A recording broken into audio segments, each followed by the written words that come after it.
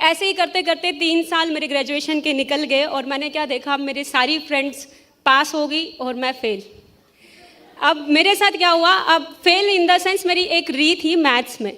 अब मेरे पास 2 ऑप्शन थे, अगर घर पे सच बोल देती हूँ कि मैं पास हूँ तो मेरे पेरेंट्स मेरी शादी करवा देते, बोलते आजा घर और शादी कर और अपना आगे घर बसा। और मैंने क्या किया, उस चीज़ से बचने के लिए झूठ बोल दिया कि मेरा ग्रेजुएशन कंप्लीट है। तो पापा ने बोला MCA में एडमिशन ले। अब मैं यहाँ फंस गई, बिना री क्लियर किए मैं MCA में एडमिशन नहीं ले सकती। तो मैंने मना कर दिया कि नहीं, कितना पढ़ेंगे। मैंने यही बोला पापा को कि मैं थक चुकी हूँ पढ़ पढ़ के, मैं कुछ और ट्राई करती हूँ। तो मेरी बहन सॉफ्टवेयर इंजीनियर है, तो उसने मुझे बोला तू कोडिंग सीख।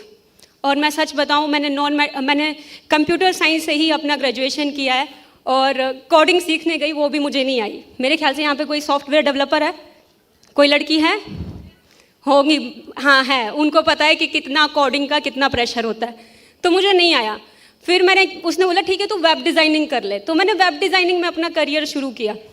और देखो, वेब डिज़ाइनिंग कोई फ्री में तो नहीं सिखाएगा, पैसा लगेगा या नहीं लगेगा, पैसे लगेंगे। तो मैंने भी पैसे लगा के कुछ महीने का कोर्स किया, साथ ही साथ अपना भी खर्चा उठाया, ठीक है। और जैसे ही मैंने कोर्स कंप्लीट किया तो मुझे जॉब ऑफर होगी उसी कंपनी के अंदर, गेस करो कितने हज़ार की। स्टार्टिंग में चलो मेरी दीदी की थोड़ी जान पहचान थी तो 7-8 हज़ार वो दे देते थे। तो जैसे ही मुझे 8,000 मिलना शुरू हुआ तो मेरे घर वालों ने मुझे लात मार दी कि हम तुझे पैसा नहीं देंगे। अब मेरे पास और भी बच्चे हैं, मैंने उनको पढ़ाना है और तू खुद से अपना मैनेज कर, मैं नहीं तेरे को सपोर्ट करने वाला। पापा ने मुझे ये चीज़ बोल दी। और आप सोचो कि आप किसी के ऊपर डिपेंड हो खर्चों के लिए और एकदम से वो इंसान आपको देना बंद कर दे तो कैसा फील होता है। एक बार रियलाइज़ करो, जितनी भी लड़कियां यहाँ बैठी हैं, आप किसी ना किसी पे डिपेंड हो अपने खर्चों के लिए, यानी तो अपने पापा पे यानी तो अपने हस्बैंड पे, यस और नो। तो वो चीज़ जब मेरे साथ हुई, जब पेरेंट्स ने मना कर दिया, तो उस टाइम पे मेरे को अहमियत मालूम होने लगी पैसों की, हर एक चीज़ की। आटा कितने का आता है, चावल कितने का आता है, क्योंकि आप बाहर जब रहते हो किसी भी स्टेट में अपने घर से दूर, आपको पता अगर कूड़ा उठाने वाला भी पैसा लेता है, यस और नो। अगर आप हैं है ना। और दूसरी चीज़ क्या होता है, अगर आप चल भी रहे हो, आपका फ्लोर ऊपर है, अगर आप चलते भी हो ना तो नौकरानी 100 रुपये लेके जाते हैं क्योंकि आप चलते हो वहाँ पे, शायद आपको नहीं रियलाइज़ होगा। तो मैंने ये चीज़ देखी कि इतना जितना मैं कमा रही हूँ वो मेरा लग रहा है। पहले मैंने क्या किया, मैंने लिया रूम। मैंने सोचा, पहले मैं विद फूड PG के अंदर थी, तो उसमें क्या होता था 8,000 में से 5500 PG में जा रहा है और बाकी का बचा आने जाने में। तो मैंने डिसाइड किया कि मैं रूम लूँगी और खुद से खाना बनाऊँगी। हालांकि मुझे बनाना नहीं आता, बट फिर भी मैंने सोचा। तो मैंने खुद से खाना बनाने के बारे में जब सोचा तो उसमें भी मैं नहीं बचा पा रही थी पैसे।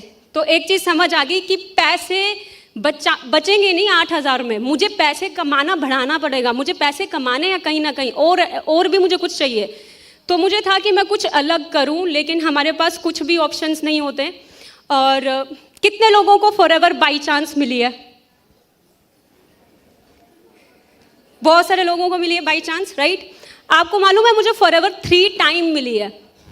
पहले मुझे कॉलेज में मिली थी जब मैं अपना ग्रेजुएशन कर रही थी।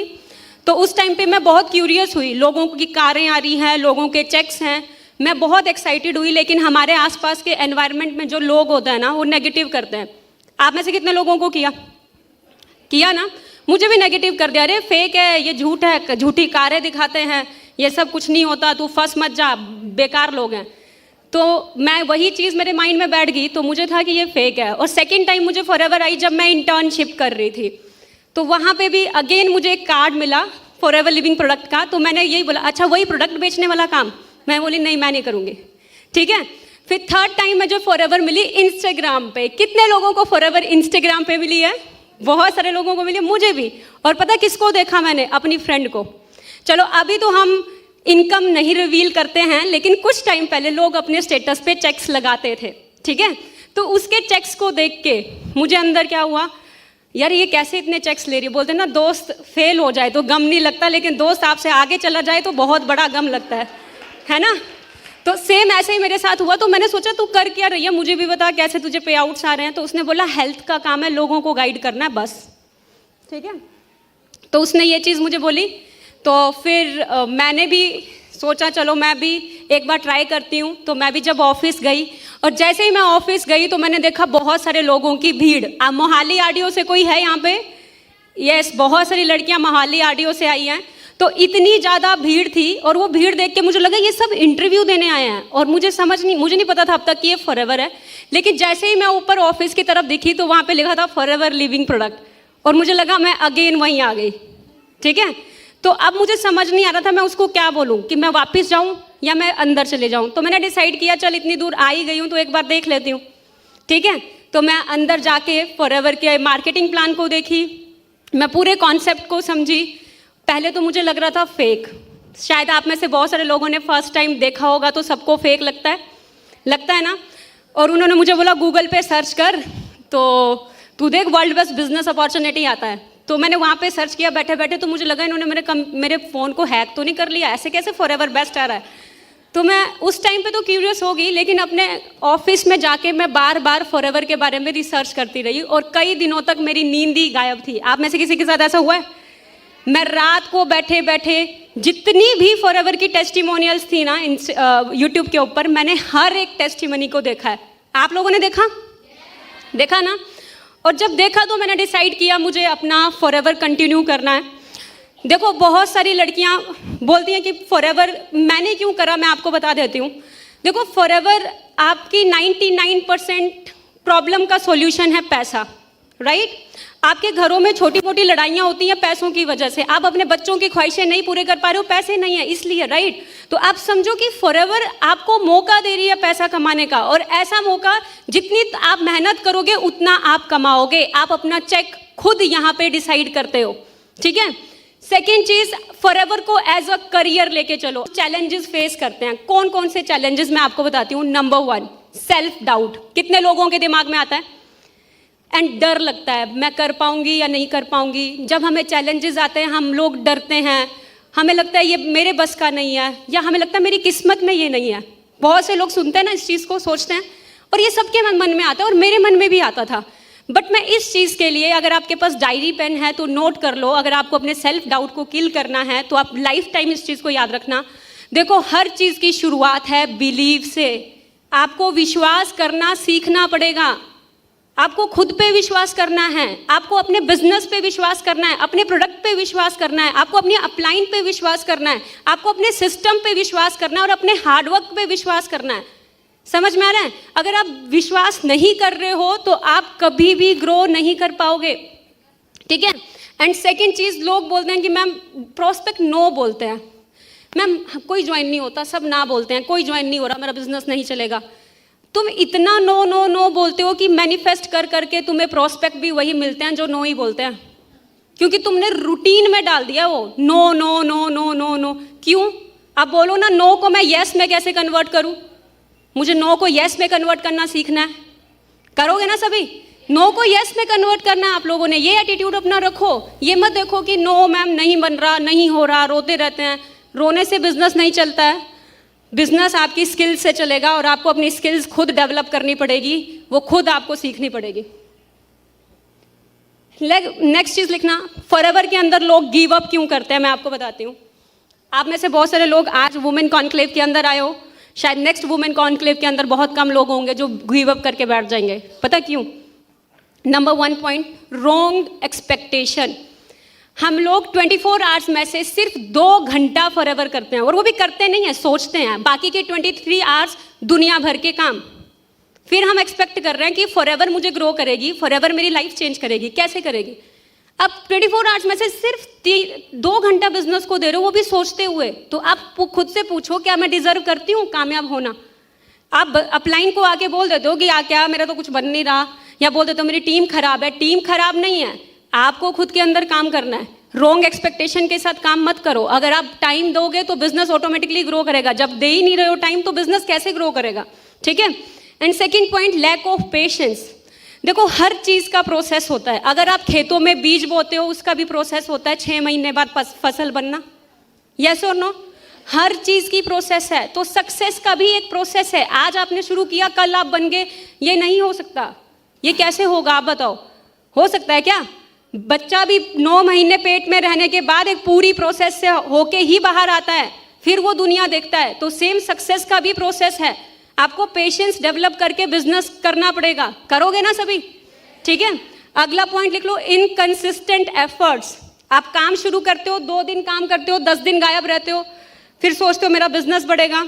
आपको कंसिस्टेंसी मेंटेन करनी पड़ेगी, और यही दुनिया की सबसे एक्सपेंसिव चीज़ है, सबसे कीमती चीज़ कंसिस्टेंसी है। विराट कोहली अगर विराट कोहली है तो उसके कंसिस्टेंट एफर्ट्स की वजह से। रोनाल्डो अगर आज रोनाल्डो है तो उसके कंसिस्टेंट एफर्ट्स की वजह से। अगर आप फॉरएवर के अंदर मुझे बोलते हो कि अंजना मैम आप कैसे सीसी कर रहे हो, भाई कंसिस्टेंट हूँ मैं, जो मैं कर रही हूँ उस चीज़ के लिए मैं कंसिस्टेंट हूँ। तो आपको भी कंसिस्टेंट बनना पड़ेगा, ठीक है। और चैलेंजेस फॉर हाउसवाइफ, मेरे पास बहुत सारी हाउसवाइफ आती हैं जो बोलती हैं कि मैम मेरे को घर भी मैनेज करना है और काम भी मैनेज करना है, मेरे लिए बहुत मुश्किल हो जाता है। कितनी हाउसवाइफ के साथ ये चीज़ होती है? बहुत सारी हाउसवाइफ के साथ होती है ना, मैम घर भी है, फैमिली को भी मैनेज करना है। देखो एक बात बताती हूँ, 24 आवर्स के अंदर कोई अंबानी है, टाटा है, बिरला है, और इन्हीं 24 आवर्स में कोई आप देखोगे बाहर भिखारी भी है। आपको अपने 24 आवर्स खुद मैनेज करने हैं। आपने डिसाइड करना है मैं 2 घंटे में खाना बनाऊंगी, ब्रेकफास्ट हो जाएगा, बच्चों को इस टाइम पे भेजूंगी, इस टाइम पे ट्रेनिंग अटेंड करना है, ये टाइम मेरा बिजनेस के लिए, ये टाइम मेरा लर्निंग के लिए है। आपको खुद मैनेज करना पड़ेगा अपना टाइम, कोई मैनेज करके नहीं देगा, ठीक है। और इन 24 आवर्स को अगर आप मैनेज करोगे तो आप इस बिजनेस को ईजिली कर लोगे, बहुत ईजिली कर लोगे। बस आपको कुछ टाइम लगेगा स्किल सीखने में, स्टार्टिंग में जोर लगेगा, लेकिन जब आप स्किल सीख जाओगे ना आपके लिए बिजनेस बहुत ईजी है, ठीक है। एंड दूसरा point, lack of support from the family. बहुत सी हाउसवाइफ बोलती है मैम घर वाले बार बार बोलते हैं 2 सीसी करते, तेरा हुआ कुछ, कोई जुड़ा या नहीं जुड़ा? बोलते हैं, किस किस को बोलते हैं, कितना का चेक आया? मैंने बोला था ना काम गंदा है, मैंने तेरे को बताया था, तू फंस गई है, ये फेक है, ऐसा कुछ नहीं होता। मैं आपको एक चीज़ बताऊंगी, आपको क्या लग रहा है फैमिली आपको कहाँ सपोर्ट करेगी? अगर आप आज बोलोगे यहाँ पे इतनी सारी लड़कियाँ हैं, जब ये डांस कर रही थी यहाँ पे तो मेरे मन में आया एक ख्याल कि मुझे ना एक क्लब खोल देना चाहिए लड़कियों के लिए, जहाँ पे सिर्फ लड़कियाँ डांस करें, लड़के ना हो। सच में मेरे दिमाग में ये चीज़ आई और मैं सोचती हूँ मैं ये चीज़ करना चाहती हूँ। और पता क्यों आया? क्योंकि तुम लोगों के अंदर ना भी नया हाउसवाइफ भी फुल डांस कर रही है, लेकिन शायद अगर कहीं बाहर होती तो नहीं कर पाती। सही कह रही हूँ ना, बाहर होती तो नहीं कर पाती। देखो अगर आप घर पे बोलोगे मुझे मॉडल बनना है, क्या पेरेंट्स सपोर्ट करेंगे या हस्बैंड सपोर्ट करेंगे? अगर आप घर पे बोलोगे कि मुझे पार्लर खोलना है, क्या सपोर्ट मिलेगा?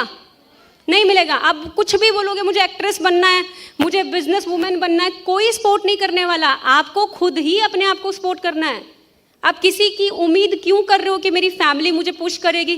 किसी की फैमिली कभी भी नहीं पुश करती है, नहीं सपोर्ट करती है। हम अपनी हेल्प खुद ही करते हैं और आपकी हेल्प करने के लिए ऊपर वाला है, और आप ऊपर वाले पे विश्वास रखो और खुद पे विश्वास रखो, ठीक है। एंड लैक ऑफ कॉन्फिडेंस, हमारे अंदर कॉन्फिडेंस ही नहीं होता। कितने लोग ऐसे हैं, सच बताना, झूठ नहीं बोलना है, कॉन्फिडेंस किस किस के अंदर नहीं है? नहीं है ना? पता क्यों? Lack of knowledge.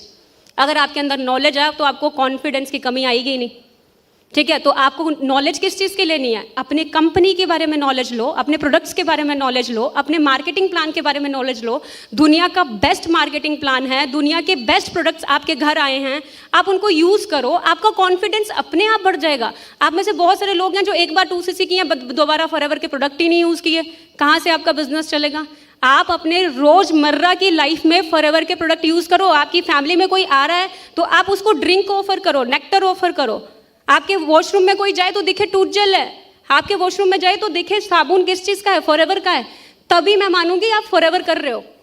समझ में आ रहा है? तभी आपका कॉन्फिडेंस आएगा जब आप खुद यूजर बनोगे। जबकि यूजर नहीं बनोगे तो कॉन्फिडेंस नहीं आने वाला। And challenges for women, family pressure over career, right. मेरे ख्याल से सभी लड़कियों को यही चैलेंज आता है कि फैमिली वाले क्या बोलते हैं, तेरे लाखों रुपए मैंने लगाए एजुकेशन के ऊपर और तू क्या प्रोडक्ट बेचने में लग गई है, तू बंदे जोड़ने में लग गई है। किस किस लड़की के साथ ऐसा हुआ जो सिंगल लड़कियां हैं? हमें प्रेशर आ जाता है ना कि मैं क्या करूं, अपनी स्टडीज़, अपना करियर देखूं, क्या करूं। देखो मैं अपना एग्जाम्पल देती हूँ। उस टाइम पे मैंने अपने पेरेंट्स से फाइट करके फॉरएवर शुरू की, और कुछ मैंने अपनी फ्रेंड्स को भी बताया तो उन्होंने मुझे क्या बहाना दिया, मेरे पापा नहीं मान रहे, ठीक है। और 5 साल बाद अगर मैं अपने आप को देखूं, मैं यहाँ पे सक्सेसफुल हूँ, इंटरनेशनल ट्रैवल कर रही हूँ और 7 फिगर्स में अर्न कर रही हूँ पिछले 6-7 महीने से। अगर दोबारा उनके पास जाऊँ ना मैं, तो वो आज भी स्ट्रगल कर रहे हैं 10-15 हज़ार की जॉब के लिए, आज भी अनएम्प्लॉयड हैं। तो आप प्रैक्टिकल होके देखें कि आपके करियर के लिए क्या बेस्ट है। फैमिली ज़्यादा टाइम तक साथ नहीं देने वाली। आप 500 रुपये मांग के देखो, पापा 500 रुपये दो, मुझे रिचार्ज कराना है, तभी मुंह बना देते हैं फैमिली वाले भी। यस और नो? ठीक है, तो अपने करियर के लिए खुद से डिसीजन बनाओ, खुद से सोचो। एंड सेकेंड चीज़, हैंडलिंग मेल प्रोस्पेक्ट। किस किस को आता है नाइस डीपी? सबको आता है नाइस डीपी। आप बहुत ब्यूटीफुल हो, वीडियो कॉल करो। आता है? वीडियो कॉल करो। आता है ना लड़कियों को? मुझे वीडियो कॉल कर, अच्छा मैं आपको आप मुझे मिल लो, मैं 2cc करूँगा। और कुछ लड़कियां उम्मीद तो नहीं करती कि मेरे साथ 2cc करेगा। हैं? हाँ, प्रोडक्ट आपके हाथ से लूँगा जब आप आओगे। और कौन लड़कियां ये उम्मीद करती है कि इस तरह के मेंटालिटी वाले जो मेल प्रोस्पेक्ट हैं वो आपके साथ बिजनेस करेंगे? नहीं करेंगे ना। आपको ये चीज़ समझनी है, आप लोग डिसीजन मेकर हो, आपने डिसाइड करना है। बहुत लड़कियां यहाँ पे वियर्ड फील करती हैं, अरे कैसे कैसे मेल आ रहे हैं, कैसे कैसे लोग आ रहे हैं, मैं तो नहीं कर पाऊंगी। बजाय इसके आप डिसीजन मेकर हो, आपने डिसाइड करना है मैंने इसके साथ काम करना है नहीं करना है, उसको साइड करो। मैं सीधा लोग बोलते हैं मैम क्या करूँ? क्या करोगे आप? बात करोगे क्या? नहीं ना, तो ऑप्शन क्या है? ब्लॉक करो और साइड करो। मैंने यही किया हमेशा से। मैं तो सीधा बोलती थी उसको, तेरी नियत नहीं है 2cc करने की, तू है ही, अपनी पहले शक्ल देख ले क्या कर रहा है तू। ब्लॉक करके साइड कर लेती थी। तो ऐसे प्रोस्पेक्ट्स आपको मिलेंगे। तो उन प्रोस्पेक्ट्स के आने पे आप अपने सपने क्यों दबा देते हो, क्यों छोड़ देते हो? आपको फेस करना सीखना पड़ेगा। 150 करोड़ की आबादी है, हर तरह की ऑडियंस है, हर तरह के लोग आपके पास आएंगे मार्केट में, आपको हर एक के साथ डील करना आना चाहिए, ठीक है। And balancing study and work. लड़कियां बोलती हैं कि मैम मेरी स्टडीज़ भी हैं और मेरा काम कैसे मैनेज करूं, एग्ज़ाम का प्रेशर आ जाता है। देखो मेरे ख्याल से अगर एक क्लास में 100 बच्चे हैं ना, तो 100 में से 2 बच्चे ऐसे होते हैं जो मंथ की स्टार्टिंग में ही पढ़ना स्टार्ट कर देते हैं। बाकी के 98% स्टूडेंट्स, लड़के लड़कियां, मंथ एग्ज़ाम आने के 2 या 3 महीने पहले बुक्स खोलते हैं। यस और नो? है ना? और कुछ मेरी तरह भी होंगे जो चिट्स बनाते हैं। है कोई? सच बता दो। है देखो सच बोल रहा है, ऑनेस्ट है, बिजनेस ऑनेस्टी मांगता है। और मैं सीरियसली बताऊं, मैं खुद ऐसे करके भी पास हुई हूँ कई बार, ठीक है। तो ये आपको मैनेज करना है। स्टडीज़ हम लोग खुद मैनेज करते हैं, ठीक है। और देखो ये सारे चैलेंजेस आप जो फेस कर रहे हो ना, मैंने भी ये सारे चैलेंजेस फेस किए, हर एक चीज़ मैंने फेस किया। और ये चैलेंजेस फेस करने के बाद मैंने क्या अचीव किया, आप देखो। MR, EMR, Baku, global rally, कारप्ला लेवल 3 एंड सीरियसली बताऊं, चेयरमैन बोनस मेरा बहुत बड़ा ड्रीम था और सीरियसली मैं क्वालिफाई कर ली। बहुत मेरे लिए बहुत बड़ी चीज़ थी ये, और ये मेरी सबसे अच्छी अचीवमेंट मुझे लगती है। अगली चीज़ बताऊं तो my top things last year 4200 cc। आप सोचो 2023 के अंदर मैं 1500 cc की थी और 2024 के अंदर 2700 cc ज़्यादा की हूँ। आप सोचो कैसे की हूँ, बिलीव, विश्वास। और मुझे लगता है 4200 cc ईयर में नहीं होनी चाहिए इंडिया में, 4200 cc मंथली होनी चाहिए इंडिया में, क्योंकि इतना बड़ा कंट्री है, इतने सारे लोग अनएम्प्लॉयड हैं, इतना हेल्थ इश्यूज है, लोगों को अच्छे प्रोडक्ट्स चाहिए। तो हमारे पास सब कुछ बेहतरीन है, बस हमें ज़्यादा से ज़्यादा लोगों तक रीच करना है। समझ में आया? और अगला पॉइंट, 400 cc क्लब के अंदर मैं लगातार काफ़ी टाइम से चल रही हूँ। और साथ ही साथ मेरी जो मंथ की हाईएस्ट cc गई थी 522 cc हाईएस्ट गई थी लास्ट ईयर, ठीक है। और पूरे इंडिया के अंदर टॉप 6 के अंदर मैं थी। हमेशा मैं बॉयज़ देखती थी। मैं भी सोचती थी यार बस बॉयज़ बहुत हो गया, अब लड़कियां देखनी है, आओगे? है ना? मेरे ख्याल से लड़कियों का ये ज़्यादा बिजनेस है और आप बस मेहनत करो, डेडिकेटेड हो आप, ठीक है। आप मेहनत करोगे तो आप टॉप में डेफिनेटली आओगे। और लास्ट ईयर मैंने ये चीज़ भी क्रॉस करी। मैं टॉप 10 की लिस्ट के अंदर 6 नंबर थी ग्रुप वॉल्यूम के अंदर, एंड साथ ही साथ नॉन मैनेजर के अंदर टॉप 5 थी, ठीक है। एंड सक्सेस मंत्रा मैं आपको बताती हूँ। लोगों को लगता है कि मैम कुछ डिफरेंट करते हैं, कुछ डिफरेंट नहीं है। आपको लगता है कि अंजना मैम शायद बेटर सिखाते हैं, मेरी अपलाइन अच्छी नहीं है। मैं आपको बताऊं, आपको जो भी मिला है परफेक्ट है, ठीक है। आप इधर उधर कंपेयर करना बंद करें। जो भी आपकी अपलाइन है वो बेस्ट है। हर कोई सेम चीज़ कर रहा है, बस आपके ऊपर डिपेंड करता है आप काम कैसे कर रहे हो, ठीक है। आपकी प्रायोरिटी मैटर करेगी। सक्सेस मंत्रा में फर्स्ट पॉइंट आपकी प्रायोरिटी। आप बिजनेस को टाइम नहीं दोगे, बिजनेस नहीं चलेगा। आप सिटिंग नहीं दोगे, आपका बिजनेस नहीं ग्रो करने वाला। तो आपको सिटिंग देनी पड़ेगी, बैठना पड़ेगा, ठीक है।